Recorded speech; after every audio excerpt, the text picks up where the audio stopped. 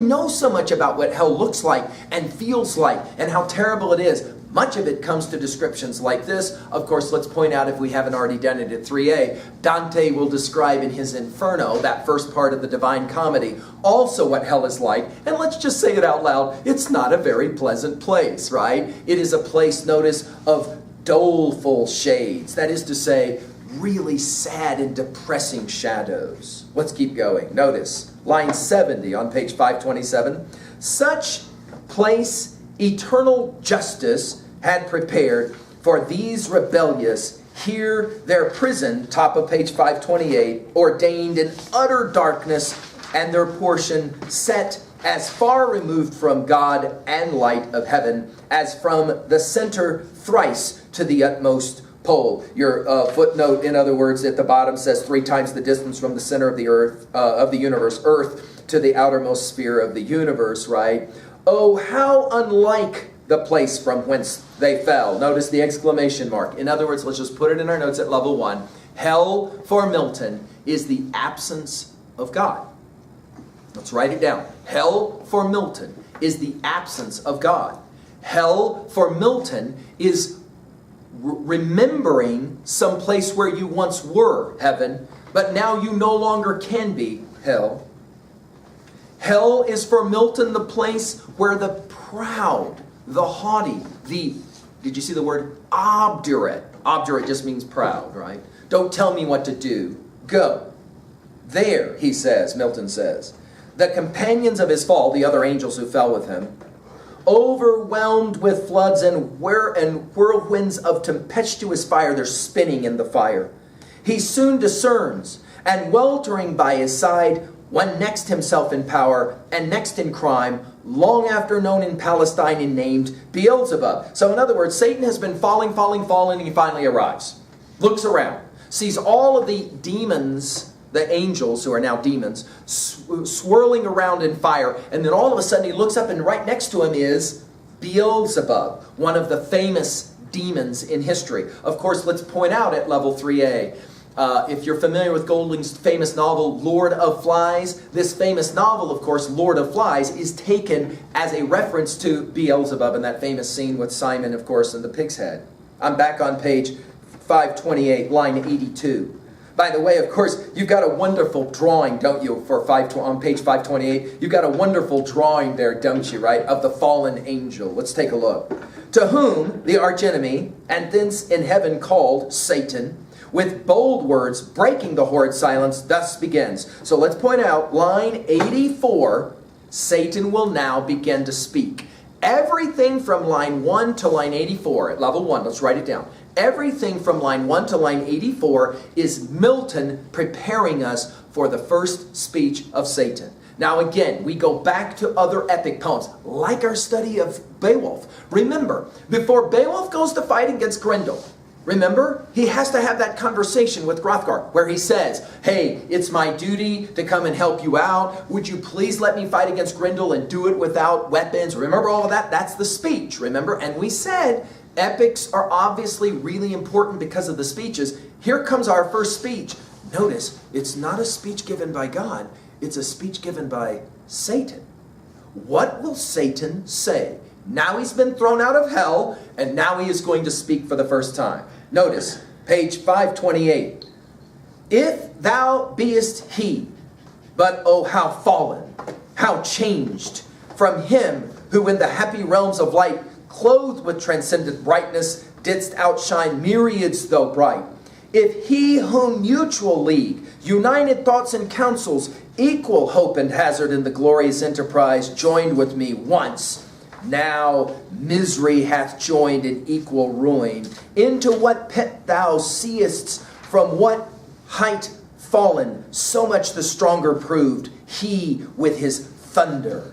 Until then, who knew the force of those dire arms?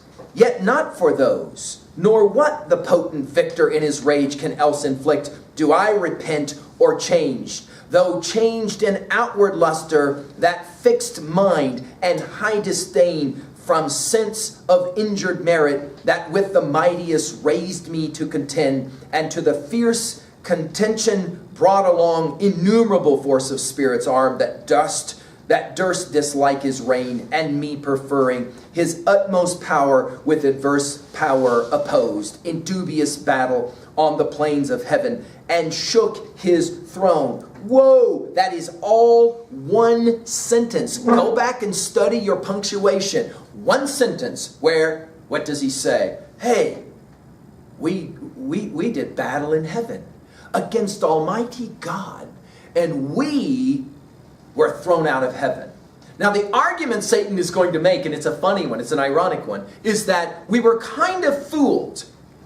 God didn't really let us know just how powerful he was, and so we were kind of duped into believing that we could actually fight against him. Therefore, our fight was actually not our fault, but God's fault, because he didn't show enough his power before we did it. And even though that's the case, and even though we've been thrown out of heaven, notice Satan is still wanting to fight against God. Ultimate pride. Obdurate, our earlier word. Don't tell me what to do, right? Don't tell me what to do. Notice now, line 105. What? Line 105, famous lines. What? Though the field be lost, all is not lost. The unconquerable will and study of revenge, immortal hate, and courage never to submit or yield, and what is else not to be overcome. Well, let's write it in our notes. This is fascinating. This is almost like the coach at halftime, and his team is down 20-0, and he says, it's not over. We still have a second half. Let's go. Notice here, all is not lost. Obvious question. Dude, we got thrown out of heaven. Not like we're going to get back.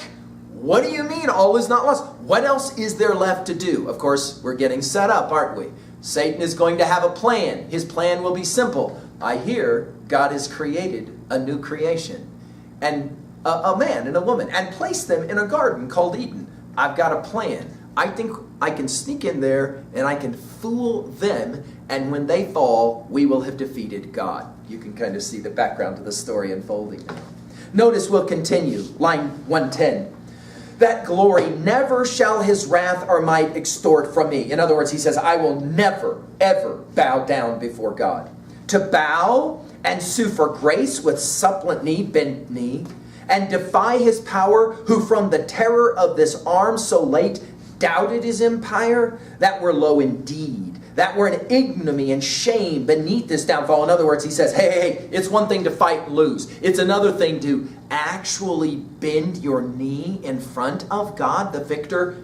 No way. I will never do it. Now, let's just point out for a moment here that lots of readers of this poem, even to this point, were already understanding that Milton was playing some political games here. In other words, the inability to kind of give in had led to some serious political ramifications, and ultimately, even as we've already said, some nasty deaths by kings. In other words, Milton may be making a point here about political warfare. When people can no longer get along, politically speaking, terrible things can happen. And English history obviously is full of those kinds of things, right?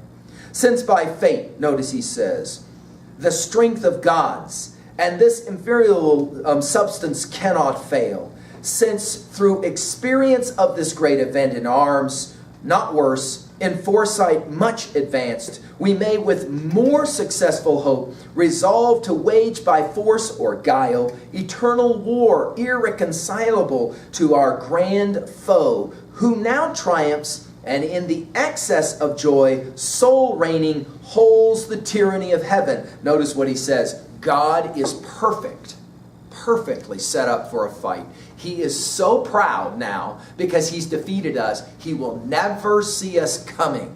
I have a plan. Keep reading. Line 125. So spake the apostate angel, though in pain, vaunting aloud, but racked with deep despair. And him thus answered soon his bold compeer, equal, that is to say, O Prince, O Chief of many-throned powers, that led the embattled seraphim to war under thy conduct and in dreadful deeds, fearless, endangered heaven's perpetual king. Top of page 530. perpetual king, and put to proof his high supremacy, whether upheld by strength or chance or fate. Too well I see and rue the dire event, that with sad overthrow and foul defeat hath lost us heaven. Notice Beelzebub, he says, hey, dude, are you looking around? I mean, seriously? Before we were living in heaven and everything was great. Then we listened to you. We went to war. We got jacked. We got thrown out of heaven. And now here we are in this abysmal place. And you're talking about all is not lost? You're talking about how, no, I got a plan? Notice here, his pal is saying to him, Satan, I think you've lost, pal. You need to just stand down. It's all over. Dude, are you looking around at this place? We have no chance to ever get back to go again at God. Besides that, what difference would it make? I mean, dude, we lost. We got thrown out of heaven. It's not like we're going to obviously get back again, right? Maybe the suggestion will be made several times in this whole dialogue. Maybe we should just go back and apologize, but no, Satan's not going to have any of that. Keep reading, right? He says, he continues, right? Too well I see and rue the dire event, that with sad overthrow and foul defeat hath lost us heaven, and all his mighty host in horrible destruction, laid us low, as far as gods and heavenly essences can perish. For the mind and spirit remains invincible, line 140, and vigor soon returns through all our glory extinct and happy state, here swallowed up in endless misery. But what if he our conqueror, whom I now of force believe almighty, since no less than such could have o'erpowered such force as ours, have left us this our spirit and strength entire, strongly to suffer and support our pains, that we may so suffice his vengeful ire, or do him mightier service as his thralls by right of war, whate'er his business be, here in the heart of hell to work in fire, or do his errands in the gloomy deep. What can it then avail, though we yet feel strength undiminished or eternal being, to undergo eternal punishment? In other words, the only thing we have is that we are stuck in hell forever. We are the demons of hell, and we're never getting out. There's no point in it. Line 156 and following on page 530. Hey, can I say this out loud to you? I realize this is difficult poetry, but really try to see if you can follow along. See how well you can follow the words as we're reading them and understand them for yourself. It is the hallmark of a senior who is developing and preparing for college study that you can follow this kind of reading. The way I've said it before, dude, if you can read this stuff and understand it, you're going to do fine at college reading your psychology, your sociology, your history, your math. Let's go ahead and continue now. Again, for those of you who are ready to try and refocus your attention, page 530, line 157. Let's see how well we do. Okay. Whereto, with speedy words, the arch fiend replied. So put it in your notes. Satan is going to come back again at line 157, and he's going to have a word or two to say about, we're basically screwed. There's nothing we can do. The arch fiend, notice, replies. Fallen cherub. Cherub, by the way, just another word for angel. To be weak is miserable, doing or suffering. But of this be sure, to do aught good never will be our task. He says, hey, I'm not saying that we should try and do something good to get back in God's good graces. No! We've been thrown out of heaven. We are now in hell for the rest of eternity. All we will do is bad stuff. But let's take some pride in doing bad stuff. But ever to do ill, our soul delight, as being the contrary to his high will whom we resist. If then his providence out of our evil seek to bring forth good, our labor must be to pervert that end. In other words, whatever God's plan is for throwing us out of heaven, we've got to contest that plan. We've got to screw up God's plan. And out of good still to find means of evil. Notice the idea.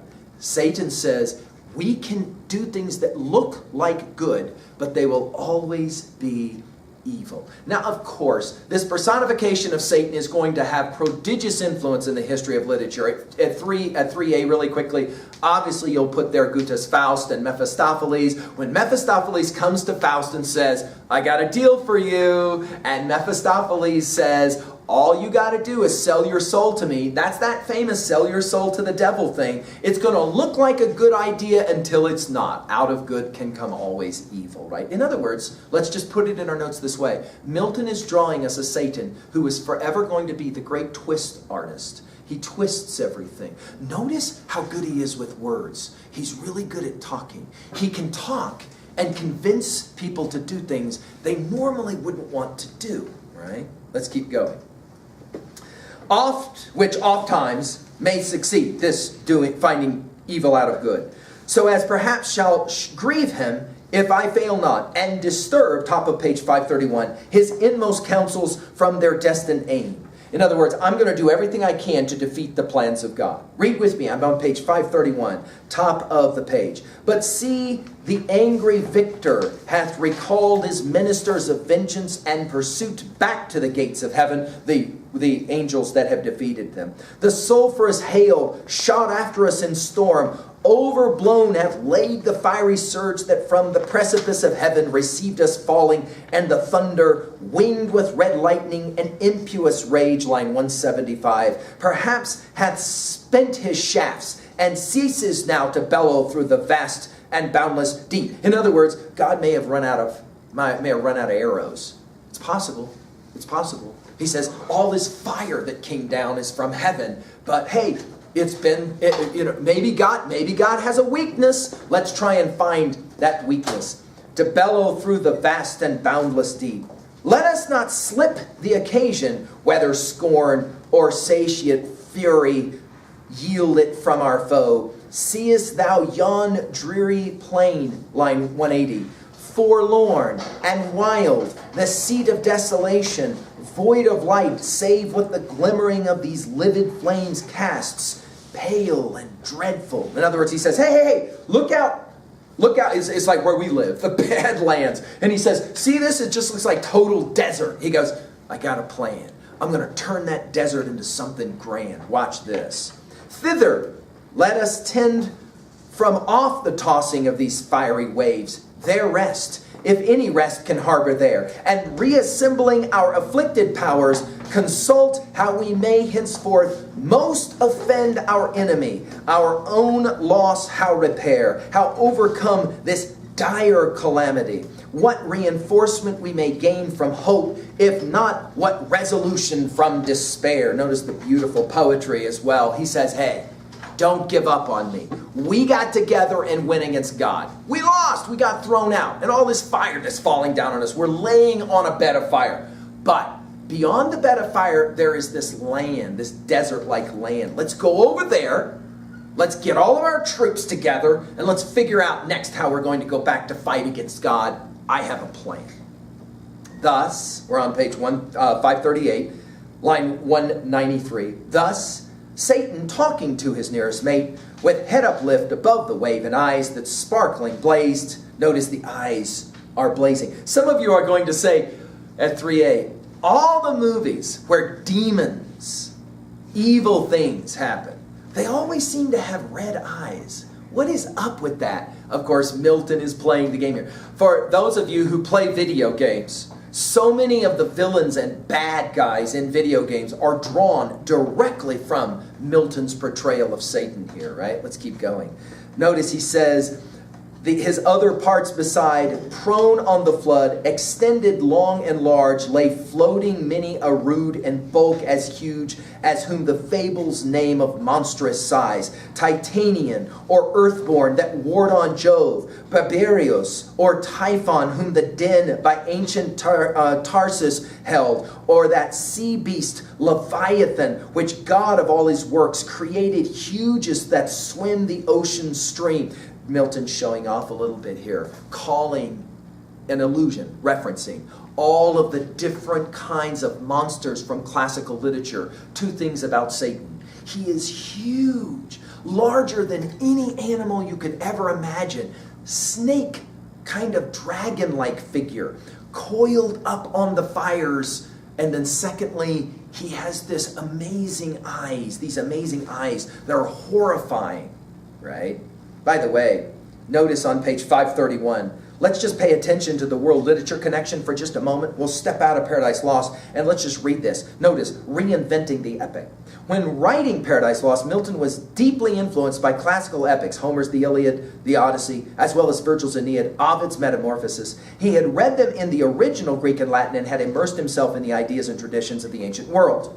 Just as the classical poets based their epics on stories that were central to their cultures, Milton based Paradise Lost on Genesis, a biblical account of the world's beginning that was central to his culture. He followed the classical structure, opening Paradise Lost with an invocation or address to the muse, and beginning in the middle of the action in medias res. By adopting the ancient epic form to his religious poem, Milton succeeded in combining classical and Christian traditions. Perhaps he also hoped to create a heroic Christian literature that would help pull his divided society together. So let's put it in our notes at 2b. What Milton will do is he joins ancient, classical, non-Christian kinds of traditions together with Christian traditions. Of course, we've already seen this, haven't we, in Beowulf, right? Remember that Grendel, what did we say? Bore the mark of Cain, right? Okay. Grendel, of course, is a terrible monster, but he's nothing compared to this amazing villain monster, Satan, right? I'm back reading on page 531. Notice, which God of all his works created hugest that swim the ocean stream, Leviathan that is, him happily slumbering on the Norway foam. I'm at the top of 532. The pilot of some small night-foundered skiff, deeming some island oft, as seamen tell, with fixed anchor in his scaly Rhine, moors by his side under the lee, while night invests the sea, and wished morn delays. So stretched out huge in length, the arch-fiend lay, chained on the burning lake. Now, for a moment, just pause. An amazing word picture. In the North Atlantic, Norwegian sailors, in the middle of the night, along, all of a sudden, boom, hit into something. They're like, it's totally dark, you can't see anything. They're like, oh no, did we just run aground? Boom, they hit it again. Oh, it's ground. Let's get ready to get out. We must have run ashore. And then all of a sudden they look over the side of the boat and the entire length of their ship is land, but then the land starts to move. Because it's the back of a huge whale that was there, and they bumped into it in the night, and it starts swimming